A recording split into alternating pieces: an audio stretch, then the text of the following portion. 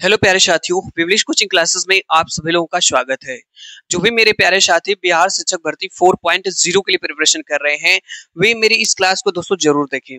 हम इस अपनी क्लास में लगातार आपको जो है कि बिहार शिक्षक भर्ती से गणित से जितने भी प्रश्न पूछे गए हैं, बिहार शिक्षक भर्ती टीआरई फर्स्ट, टीआरई सेकेंड और टीआरई थर्ड में, उन सभी प्रश्नों को मेरे भाई करा रहे हैं। यदि आप पीआरटी के लिए प्रिपरेशन कर रहे हैं, जूनियर के लिए कर रहे हैं, टीजीटी के लिए कर रहे हैं, पीजीटी के लिए कर रहे हैं मेरे भाई, तो गणित के ये प्रश्न आपके लिए बहुत ही ज्यादा इंपॉर्टेंट हो जाते हैं, क्योंकि ये बिहार शिक्षक भर्ती टीआरई फर्स्ट, सेकंड और थर्ड में पूछे गए हैं।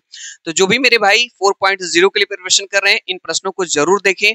इसके पहले की क्लासेस में दोस्तों मैं आपको लगभग जो है कि 25 से 30 प्रश्न ऐसे करा दिया हूं जो आपके शिक्षक भर्ती में पूछे गए हैं। तो ये प्रश्न आपके लिए बहुत ही ज्यादा इंपॉर्टेंट है और इन प्रश्नों को दोस्तों देखा जाए।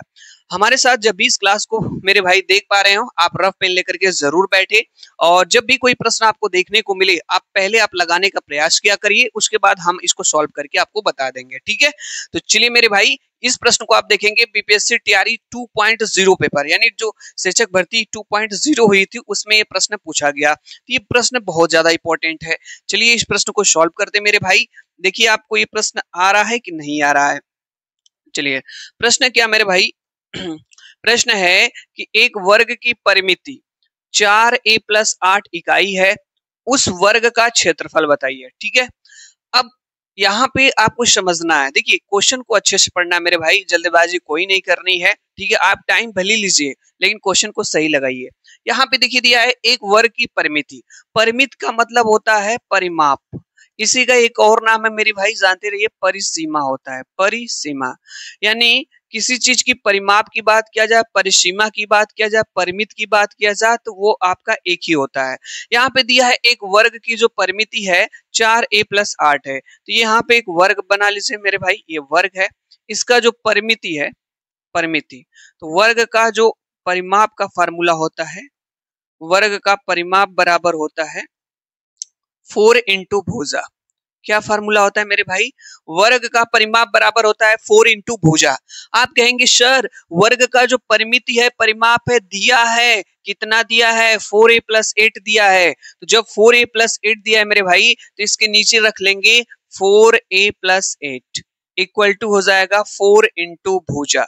क्या कर लेंगे? भुजा। यहां से हम लोग भुजा निकालेंगे, ठीक है। यहां से हम लोग भुजा निकालेंगे। आप कहेंगे सर ऐसा क्यों कर रहे हैं? क्योंकि हमें क्या चाहिए? वर्ग का क्या चाहिए? क्षेत्रफल। और वर्ग का क्षेत्रफल का फार्मूला होता है मेरे भाई भुजा का वर्ग।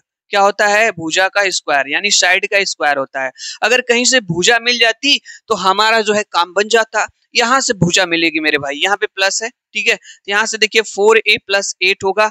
ये इधर गुणे में है मेरे भाई, तो इधर आएगा तो भागे में हो जाएगा, इक्वल टू हो जाएगा भुजा, ठीक है। इसको और सॉल्व कर लेते हैं। यहाँ से क्या कॉमन हो जाएगा? यहाँ से 4 कॉमन हो जाएगा, तो हो जाएगा a प्लस क्या 2 अपान क्या हो जाएगा? यहाँ पे 4 हो जाएगा। 4 से 4 कट जाएगा, बराबर क्या आ जाएगी? भुजा। तो भुजा हमारी कितनी आ जाएगी मेरे भाई? जो हमारी भुजा आ जाएगी वो आ जाएगी a+2। क्या आ जाएगी?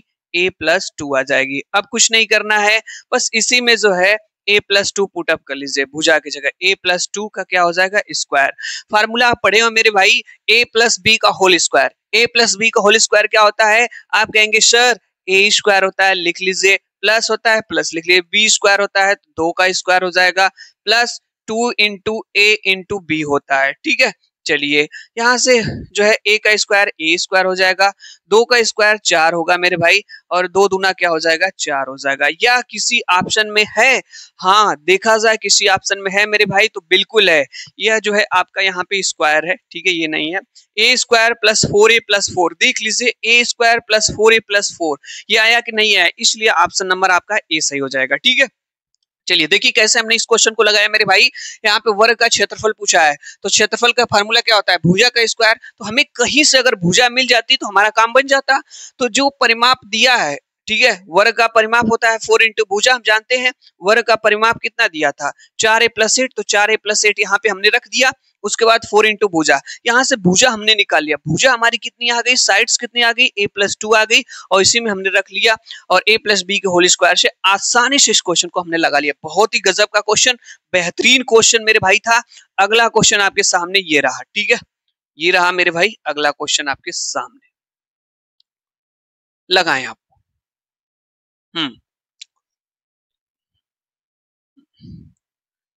कहाँ जा रहे हो मेरे भाई? हाँ देखिए, ये क्वेश्चन आपका रहा मेरे भाई, इसको आप लगाने का प्रयास करिएगा। क्या ये प्रश्न आपको आ रहा है कि नहीं आ रहा है मेरे भाई? ये प्रश्न भी बहुत ही ज्यादा इंपॉर्टेंट है और इस तरह का प्रश्न दोस्तों शिक्षक भर्ती 1, 2, 3 में पूछा गया, तो 4 में भी पूछने जाने की पॉसिबिलिटी ज्यादा है। ठीक है, चलिए लगाते हैं। यहाँ पे दिया है मेरे भाई 7, कितना दिया है 7। यहाँ पे मेरे भाई दिया है 7 सेंटीमीटर अर्धव्यास के वृत्त का क्षेत्रक कितना है? 120 डिग्री का कोण बनाता है, तो क्षेत्रक का क्षेत्रफल चुनिए। आप कहेंगे सर ये क्षेत्रक क्या होता है? ठीक है, अभी मैं बताता हूं आपको, रुके रहिए। ठीक है, अभी मैं बताता हूं क्षेत्रक क्या होता है। तो सबसे पहले किसकी बात किया मेरे भाई? वृत्त की। तो आप एगो वृत्त बनाइए। लीजिए सर, एगो वृत्त हमने बना लिया।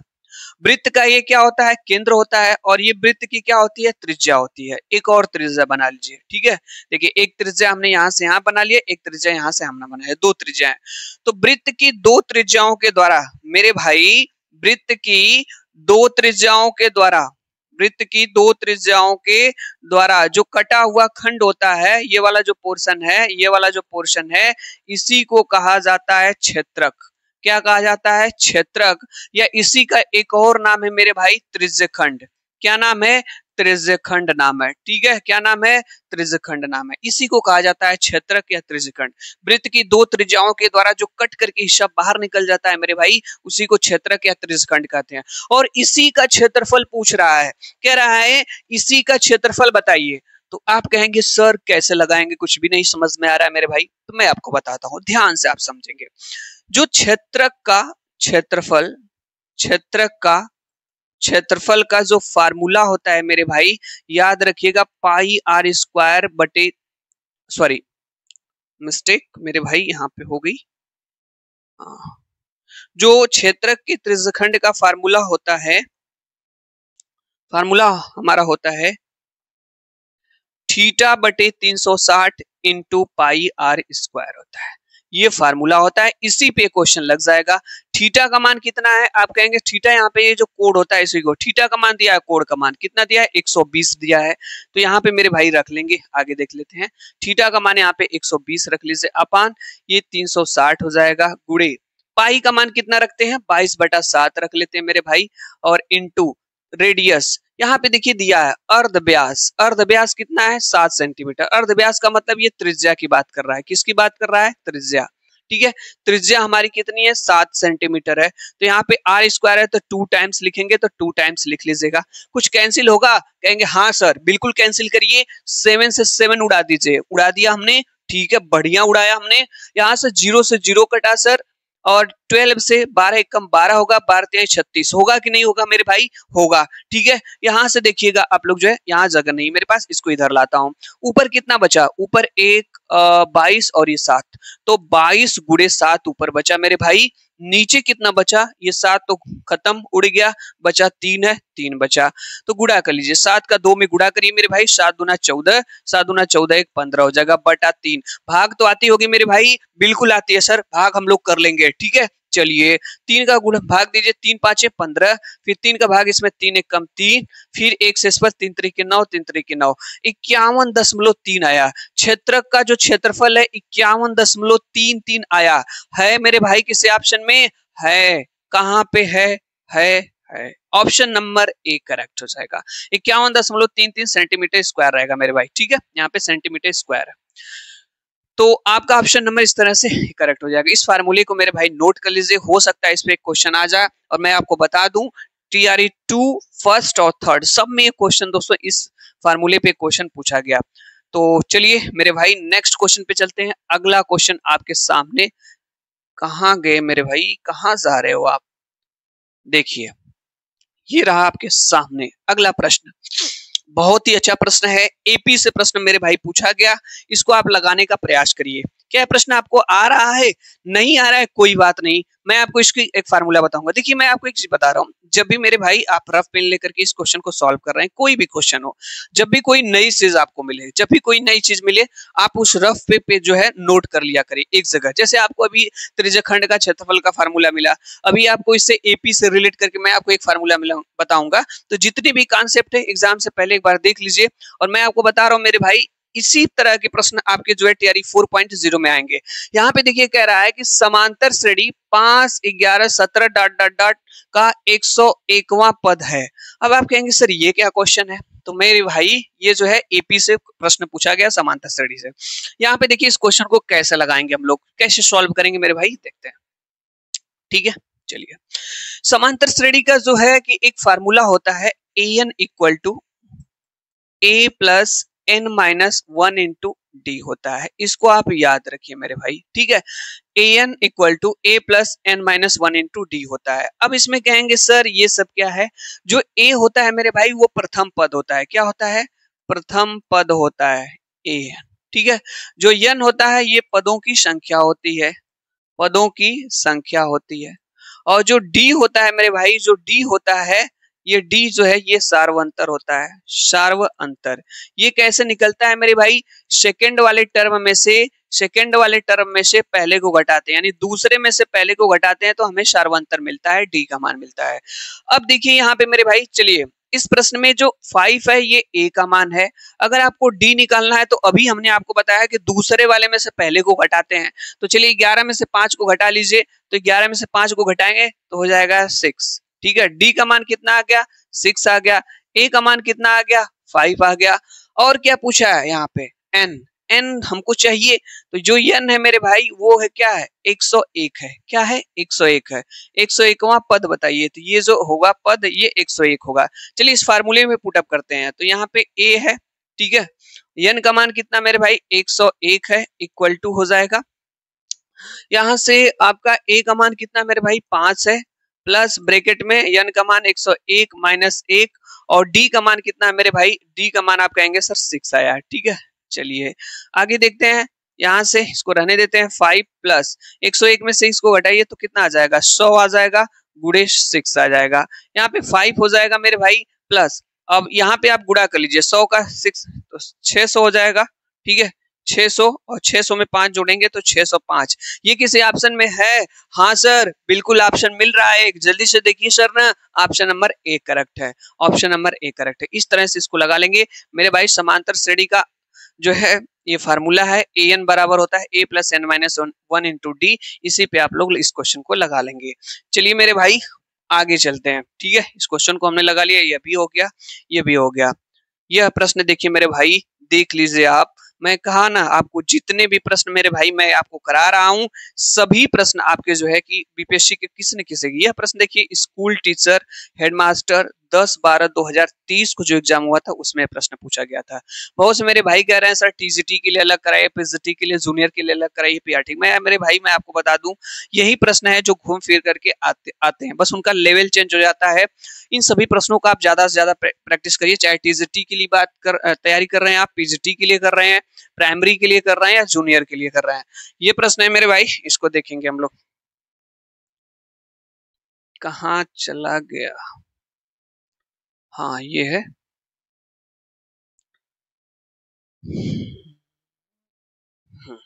चलिए लगाने का प्रयास करिएगा मेरे भाई। देखिए ये कोऑर्डिनेट ज्योमेट्री से मेरे भाई प्रश्न पूछा गया वाई अक्ष पर, और हाँ ये जो प्रश्न है ना मेरे भाई टीजीटी के ही है, कोऑर्डिनेट ज्योमेट्री की इसमें टीजीटी में ही आएगी, उसमें पीजीटी के मैथ में आती है। तो वाई अक्ष पर उन बिंदुओं को खोजिए जो बिंदु -5,2 और 9-2 से समान दूरी पर हो। क्या है, समान दूरी पर हो। चलिए बनाते हैं, कह रहे हैं वाई अक्ष पर उन बिंदुओं को खोजिए। तो भाई यहाँ पे जैसे वाई अक्ष है, वाई अक्ष है, तो वाई अक्ष पे क्या हो जाएगा मेरे भाई, एक मिनट,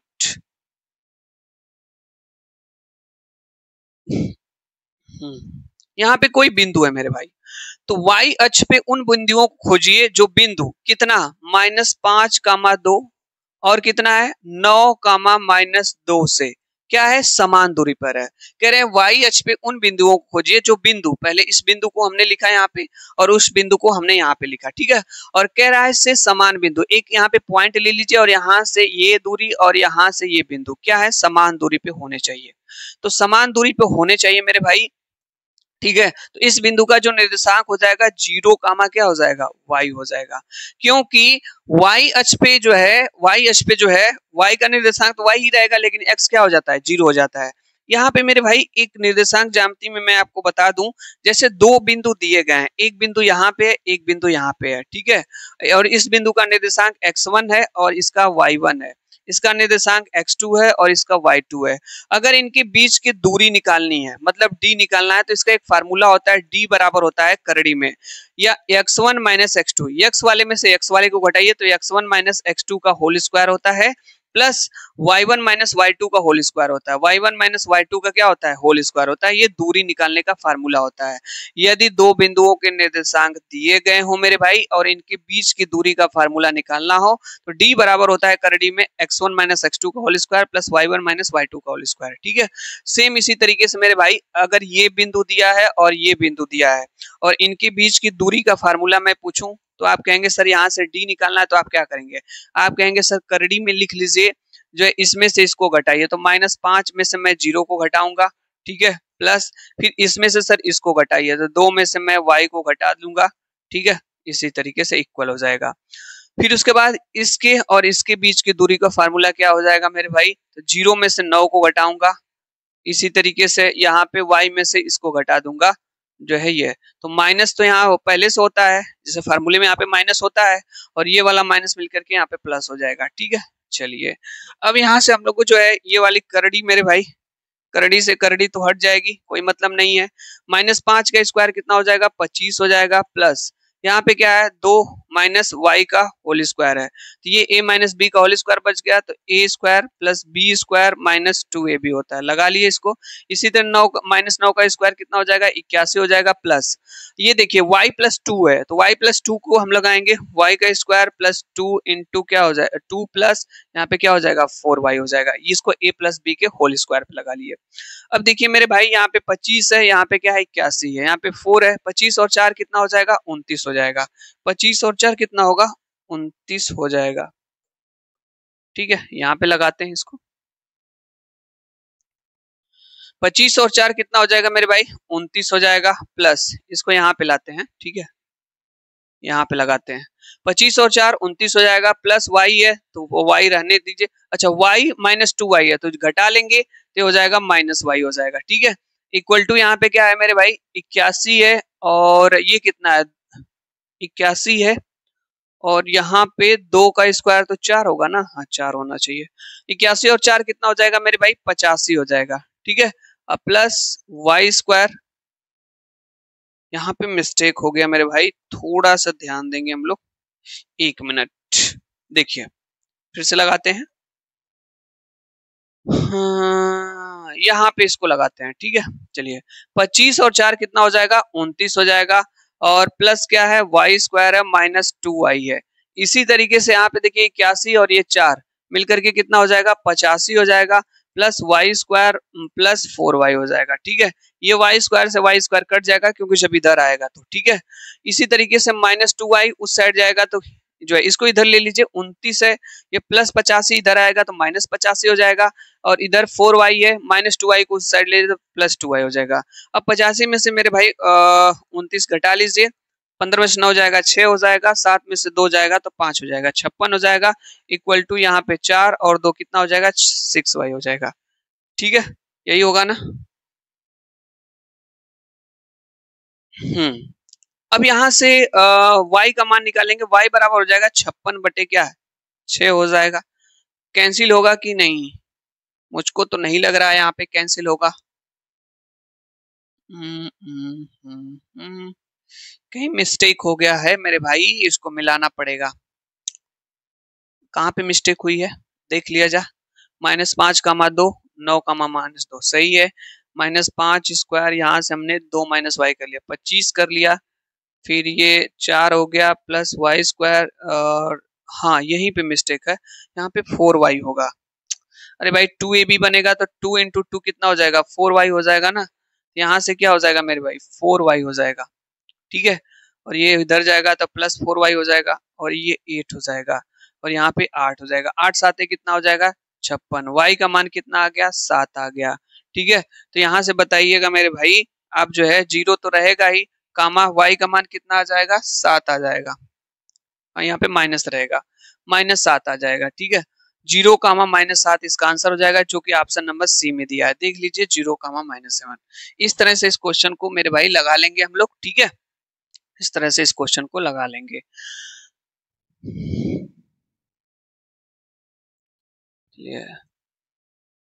ये भी हो गया मेरे भाई।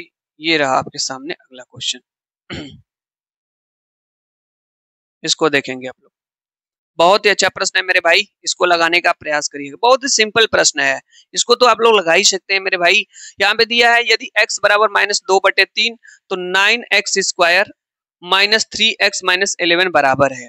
कुछ नहीं करना है, x की जगह बस इसको पुटअप कर देना है इस वैल्यू को। चलिए रखते हैं, जैसे 9 है तो 9 रहने देंगे यहाँ पे, ठीक है। 9 है मेरे भाई तो यहाँ पे 9 रहने देंगे इंटू x की जगह क्या रख सकते हैं -2/3, तो -2/3 का स्क्वायर कर लिए। यहाँ पे क्या है माइनस है तो माइनस रख लेंगे, यहाँ 3 है तो 3 रखेंगे, गुड़े x है, x का मान -2/3 है, जहां जहां है तो -2/3 माइनस क्या हो जाएगा 11 हो जाएगा। चलिए 9 गुड़े 2 का स्क्वायर 4, 3 का स्क्वायर 9 और माइनस का स्क्वायर प्लस हो गया। माइनस 3 दूना क्या हो जाएगा 6, माइनस माइनस क्या हो जाएगा प्लस हो जाएगा, बटे जो है यहीं से एक कैंसिल कर दीजिए मेरे भाई। माइनस माइनस कितना हो जाएगा प्लस, और ये कितना हो जाएगा 2 हो जाएगा, 2 -11 हो जाएगा। 9 से 9 कैंसिल हो गया, 4 + 2 -11 हो गया, 4 2 6 -11 घटा लीजिए विपरीत चिन्ह है, 11 में से 6 जाएगा 5, माइनस वाला ज्यादा है तो यहाँ -5 आंसर आ जाएगा। ऑप्शन नंबर सी करेक्ट हो जाएगा मेरे भाई, ऑप्शन नंबर सी करेक्ट हो जाएगा, ठीक है। चलिए देख रहे हैं ये प्रश्न पूछा गया आपका। आगे देखते हैं अगले प्रश्न पे, ठीक है। ये रहा मेरे भाई, ये हाँ ये भी हो गया है, इसको भी हम लोगों ने देख लिया। ये देखिए, और यहाँ पे चलिए इस प्रश्न के लिए मैं आपको मेरे भाई मेरे साथी मैं आपको एक चीज बताना चाहूंगा। टीआरई 4.0 में इससे एक प्रश्न फिक्स है इस टाइप का, ये मान के चलिएगा मेरे भाई। फर्स्ट में भी पूछा गया, सेकंड में भी पूछा गया, थर्ड में भी पूछा गया और फोर्थ में भी पूछा जाएगा। आप पेपर दीजिएगा और देखिएगा एक प्रश्न यहाँ से आपको देखने को मिल जाएगा एकदम ऐसा ही, बस इसका डिजिट आपको चेंज रहेगा। देखिए ये प्रश्न मेरे भाई क्या है, इस प्रश्न को आएगा तो आप कैसे सॉल्व करेंगे, इस प्रश्न को कैसे लगाएंगे। कह रहे हैं यहाँ पे कि एक संख्या को 114 से भाग देने पर 21 शेषफल बचता है। कोई संख्या है यहाँ पे, कोई संख्या है, ठीक है। और इसको जब आप 114 से भाग देते हैं तो तब शेषफल कितना बचता है 21 बचता है। यदि उसी संख्या को, जो ये संख्या है इसी संख्या को 19 से भाग दिया जाए, तो चलिए 19 से भाग दिया जाए तो कितना शेषफल बचेगा। यानी कि ये भाग देने की दो बार प्रक्रिया की बात की गई है। कहा है कि एक संख्या को 114 से भाग देने पे 114 से भाग देने पे जो है 21 शेषफल बचता है, और उसी संख्या को, जो यहाँ पे संख्या है 19 से भाग देने पर क्या शेषफल बचेगा। जब भी मेरे भाई भाग की दो प्रक्रिया की बात किया जाए और सेम संख्या में भाग देने की बात किया जाए, तो यहाँ पे जिससे भाग देते हैं इसको जो है इससे शेषफल में आप भाग दिया दे लिया करिए, तो 19 का सीधे 21 में भाग दीजिए, आपका आंसर आ जाएगा। जब भी इस तरह का प्रश्न मेरे भाई आए तो जो यहाँ पे शेषफल बचता है और जिससे इसमें भाग दिया जाता है भाजक से, इसका भाग इसमें दे लिया करिए और आपको शेषफल वहां पे आंसर मिल जाएगा। 19 का भाग इसमें दीजिए, 19 से कम 19, और यहाँ पे क्या बचेगा 2 बचेगा, ठीक है। तो इसका आंसर क्या आ जाएगा मेरे भाई 2 आ जाएगा, ठीक है। डायरेक्ट 19 का 21 में भाग देंगे तो 2 शेषफल बचेगा और इसका आंसर 2 हो जाएगा। वेरी वेरी इंपॉर्टेंट मेरे भाई, बीपीएससी टीआरई 4.0 के लिए इंपॉर्टेंट है। आप इस तरह के प्रश्न का अभ्यास जरूर कर लीजिएगा, आपको एक प्रश्न देखने को मिल जाएगा, ठीक है। चलिए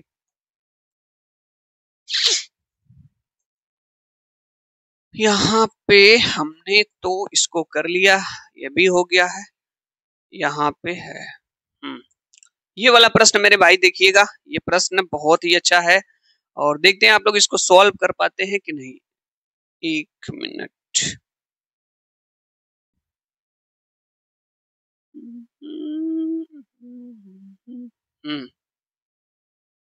ये रहा आपके सामने ये प्रश्न। सिंपल सा प्रश्न है और बहुत ही आसान प्रश्न है, इसको आप लगाएं। कह रहा है एक कार 4 घंटे में 200 किलोमीटर की दूरी करती है, इसकी औसत गति क्या है। एक फार्मूला मेरे भाई पढ़े होंगे एसटीडी का, S T D, S into T बराबर क्या होता है टी होता है, ठीक है। पढ़े होंगे चाल बराबर होता है दूरी बटे समय, क्या होता है दूरी बटे समय। इसको स्पीड कहा जाता है, इसको डिस्टेंस कहा जाता है, ये क्या होता है, टाइम होता है। तो इसी से बना एसटीडी रूल। तो एसटीडी रूल आप याद रखिएगा और इसी पे इस क्वेश्चन को मेरे भाई लगा लेते हैं। बहुत ही सिंपल प्रश्न है। ये 4 घंटा क्या दिया है, आप कहेंगे सर ये टाइम दिया है टी, ये 200 किलोमीटर क्या दी, ये डिस्टेंस दिया है, बस इसी में रख लीजिए ना यहाँ पे। तो डी का मान कितना है मेरे भाई, 200, बटे टाइम कितना लग रहा है, 5 घंटे, सॉरी 4 घंटे, कैंसिल कर लीजिए, 50 किलोमीटर प्रति आवर। ठीक है, 50 किलोमीटर प्रति घंटा है। ऑप्शन नंबर सी करेक्ट हो जाएगा। ठीक है, ऑप्शन नंबर सी करेक्ट हो जाएगा, 50 किलोमीटर प्रति घंटा हो जाएगा। देख रहे हैं बीपीएससी तैयारी 3 जुलाई, बहुत ही सिंपल प्रश्न है, बस आपको ये फार्मूला याद होना चाहिए। सिंपल सा इसमें वैल्यू पुटअप करेंगे, आपका आंसर आ जाएगा। यहाँ मेरे भाई ये क्लास का अंतिम क्वेश्चन है इस क्लास का, और ये इस प्रश्न को देखेंगे। ये जो प्रश्न हमारा है, यहाँ पे बार बार डिस्टरबेंस कर रहा है ये।